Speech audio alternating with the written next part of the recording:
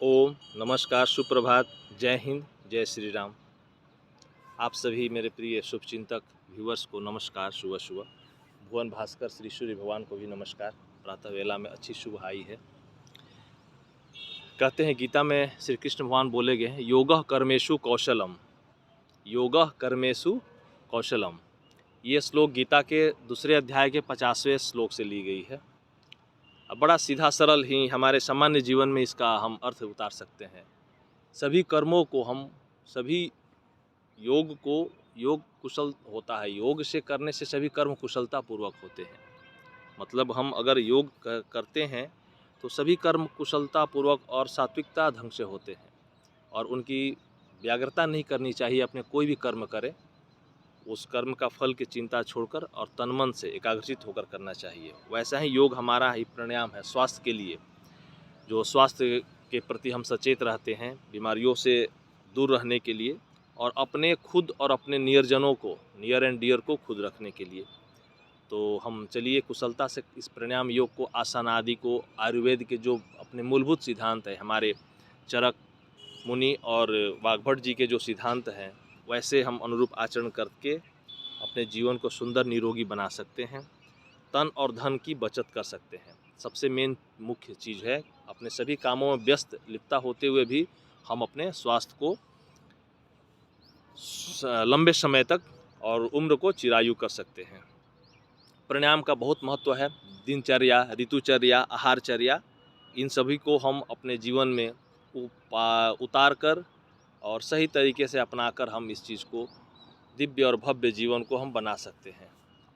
तो प्राणायाम के लिए चलिए हम कुछ अभ्यास करेंगे। प्राणायाम आपका अच्छा हो, प्रैक्टिस हो, डेली करते रहे अभ्यास से। थोड़ी थोड़ी हम एक मिनट के लिए हल्का हल्का अभ्यास प्राणायाम का हम करेंगे। भस्त्रिका के लिए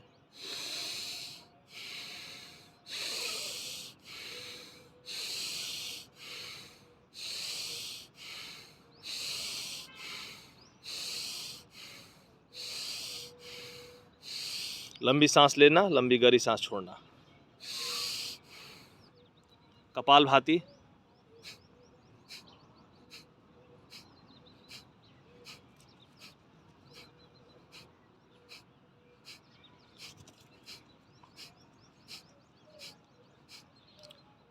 नाक से, दोनों नाक से सांस छोड़ना और पेट का स्ट्रोक होना, एक साथ दोनों होगा क्रियाएं। इसके बाद उज्जाई,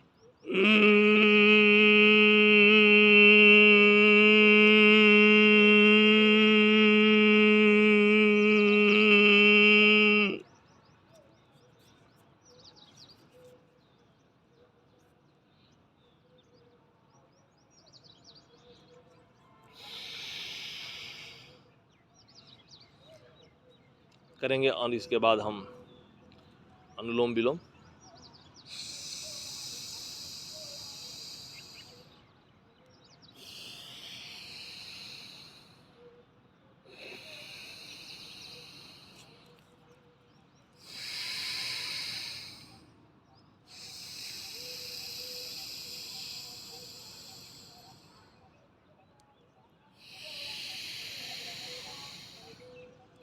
अनुलोम विलोम में नाड़ी शोधन होता है। बाएं नॉस्ट्रिल को बंद करके दाएं से लंबी गहरी सांस लेंगे 3 से 5 सेकंड के अंदर। फिर वो सांस को हम बंद छोड़ेंगे। ये क्रिया अनवरत चलती रहती है। इसके बाद करेंगे हम भ्रामरी।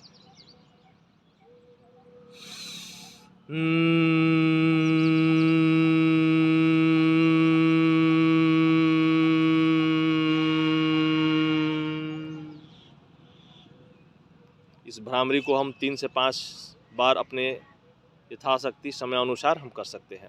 उसके बाद उद्गीत है, ओम का उच्चारण 3 बार और मेडिटेशन। ये मुख्यतः इतने प्राणायाम, 5-6 प्राणायाम अगर करते हैं तो आपका शरीर, आपका बैलेंस, शरीर का मेटाबॉलिज्म, एनाबॉलिज्म, जो उपापचय क्रिया होती है, वो ऊँचा रहता है और आप बुढ़ापे से वंचित हो सकते हैं। योगमय जीवन ही जीना चाहिए, हम लोग का ये मुख्य सिद्धांत होता है। और हंसमुख, स्ट्रेस लेस, मतलब आपके जीवन में हास्यासन, मतलब खुश रहना बहुत ज़रूरी है। आज के अवधि में कोरोना के बाद अब सामान्य दिनचर्या होने लगी, सभी लोग अपने कार्य में व्यस्त होने लगे, घर में, गृहस्थी में, स्कूल में, कॉरपोरेट जगत में, तो सब जगह अपने काम में आप बिल्कुल खुश दिल से, और स्ट्रेस आए भी तो मैनेज कीजिए। स्ट्रेस मैनेजमेंट होता है, टाइम मैनेजमेंट, और उससे कोशिश कीजिए बाहर निकले, और इन खान पान आदत खुश रहकर सबको साथ लेकर चलिए, और प्रसन्नचित्त से अपने घर में खुद परिवार के बच्चों को ध्यान रखकर। एक ही निवेदन है, आत्मनिवेदन है, मैं योग साधक मंतोष पांडे आपसे यही करूँगा कि योग ही करें, प्राणायाम करें, और आयुर्वेद की ओर, स्वदेशी की ओर बिल्कुल प्रखर हो। इस पर निर्भरता लाई कि मुझे निर्भर न रहना, आत्मनिर्भर रहकर। सूर्य नमस्कार बहुत कीमती चीज़ है, बहुपयोगी चीज़ है आपके शरीर के लिए, एक्सरसाइज के लिए। 2-3 आसन, 5 आसन तो प्रतिदिन आप किया ही करें, समय निकाल कर। सुबह अगर समय नहीं आया तो शाम को खाली पेट करते हैं। तो चलिए, मुझे खुशी लगती है कि मैं अपने संदेश के माध्यम से अपने व्यूअर, अपने शुभचिंतकों को थोड़ा सा भी हम प्रोत्साहित कर सकूं, तो मेरे लिए सौभाग्य की बात होगी।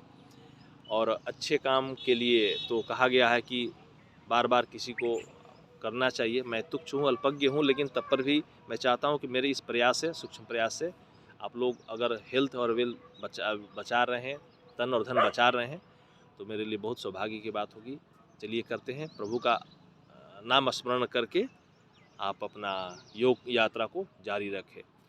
ओम विश्वानि देव सवितर दुरितानि पराशुव यद् भद्रम तनयाशुव। ओम नमस्कार। फिर मिलते हैं आपसे। नमस्कार।